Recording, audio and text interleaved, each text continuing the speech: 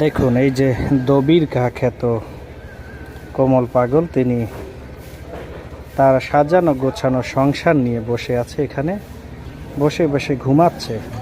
দেখুন ভান্ডারিয়া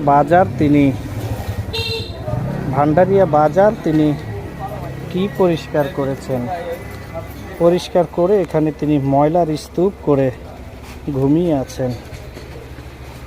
বৃষ্টি শুরু হয়ে গেল, দেখুন তিনি তার সংসার নিয়ে ছোট্ট এই সংসারটি সাজিয়ে গুছিয়ে তিনি দেখুন বাজারের যত নোংরা ময়লা আছে সেগুলো তিনি এখানে এভাবেই এসে সাজিয়ে গুছিয়ে তার সংসার নিয়ে তিনি পড়ে আছেন। এখানে দেখুন কি পরিমাণ ময়লা তিনি জোগাড় করেছেন, তিনি এখন ঘুমিয়ে আছেন।